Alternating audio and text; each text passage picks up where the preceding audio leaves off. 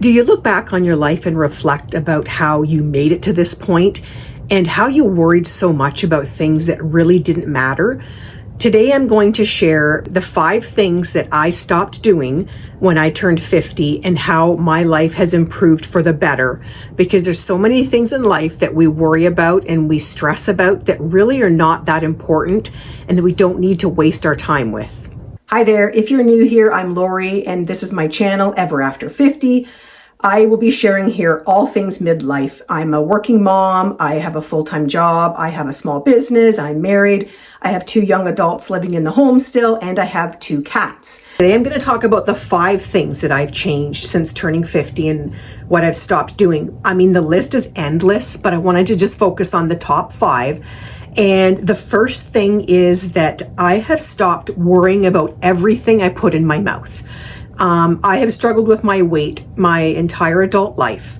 And most recently, I have gone through a midlife transformation, and I'll tag that video up here. I've been focusing on, a healthier lifestyle, focusing on my exercise, my eating, and all of those things. But also, having said that, I don't want to focus, and I did stop focusing so much on every single thing I put in my mouth. You're out there to enjoy life. The food is out there for you to enjoy it. Everything comes in moderation. It doesn't mean you're going to go out and you're going to have, dessert every day of the week.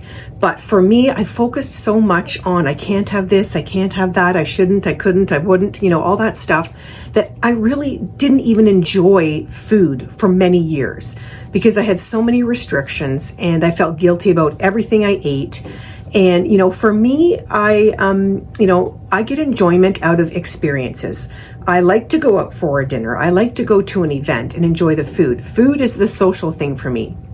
So I stopped worrying about every dessert I ate. If I had too many carbs, don't focus so much on that. Just focus on the moderation of what you're eating and enjoying life. Get out there and enjoy, a dinner with friends, dinner and drinks and a dessert.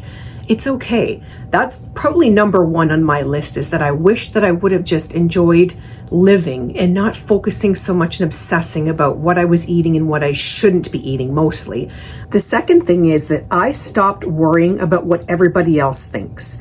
I think in our 20s and 30s, it's just natural that we are insecure. I mean, it's just part of developing and growing. But in time, with age and maturity, I think you do lose a bit of that insecurity. Well, not I think, I know. We do lose that. And I think actually in my 40s, I decided that I wasn't going to worry so much anymore about what people think. I wanted to just get out there and live my life. And, this is an example here. I am a huge Star Wars fan. I'm a huge Disney fan. And I don't care. I mean, I am one of those bona fide Disney adults, and I honestly don't care what people think because I want to enjoy my life. And I think a lot of people, you're trying to regain some nostalgia and some, childhood memories, no matter what it is, whether it's Disney or anything else, really. So I just stopped caring. So that's the one part, but also just not caring about, people criticizing how I look. I'm wearing too much makeup for my age, the clothing that I wear. We only get one shot at this life. And for me personally, I want to make it the best I possibly can. And if I enjoy color, if I enjoy a certain style, I'm going to wear what I want to wear. And I think we put so much emphasis on the perception that people have of us and what they think of us. And their opinions don't matter in the end. It's whatever makes you happy and brings you joy. That's what really matters. The next thing is to not be afraid to do things alone. And I think a lot of it is our own insecurities. And again, what people think. People see us doing things alone and then, they're making assumptions about, okay, you don't have any friends, you don't have any family. And a lot of people don't.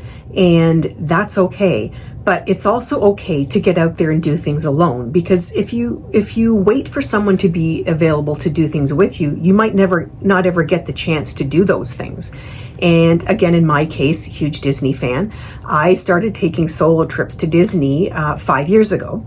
And I'm going to do a video about that also, about doing solo trips. But, I had the best time. And, I've never been afraid to travel in general. and not afraid to do things on my own as far as traveling. I think if you do your research, you obviously be mindful of safety, and just don't have that fear of what people think. People see you alone, because literally no one cares that you're alone.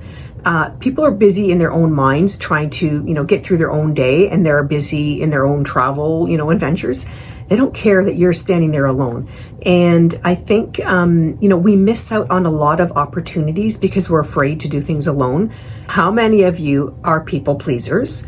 And how many of you have spent years trying to please everyone except yourself? And this is one thing that I've focused on as well. I'm no longer going to worry about pleasing everyone else except me and my own family.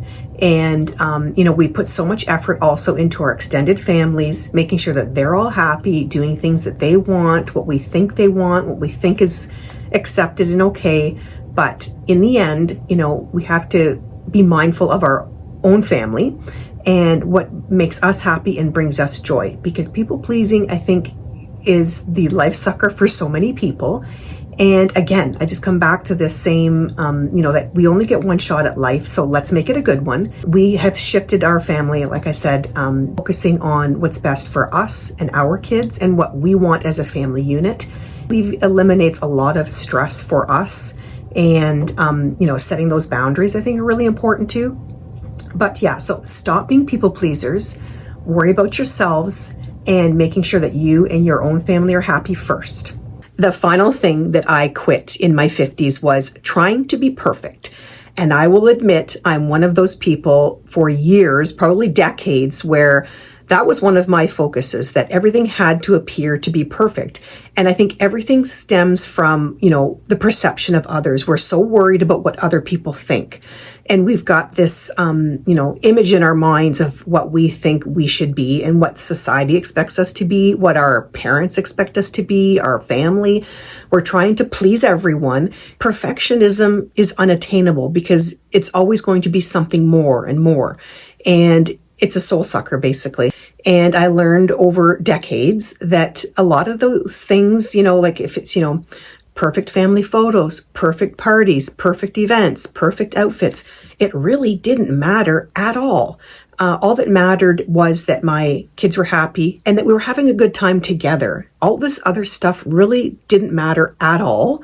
And, your family, they're not going to remember all of the perfect photos, and they're going to remember how you made them feel and the experiences that you had together. And that is worth more than all of that perfectionism. So don't focus so much on perfectionism. It really doesn't matter. Focus on building relationships and making memories. And thank you for being here and watching until the end. I hope I have provided some insight. And, it's time for you to get out there and make these changes as well.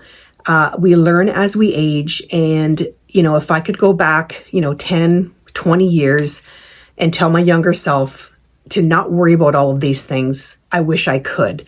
But I think part of, growing up is, evolving, learning from our mistakes, learning from lessons. And all of these lessons come with experience and age. We spend so many years trying to do everything, to be everything, and to be perfect, and worrying so much about what everyone thinks about. So now is the time for you to take stock of, what you need to change in your own life and put those changes into action. It's never too late to start. And thank you very much for being here. Until next time, bye for now.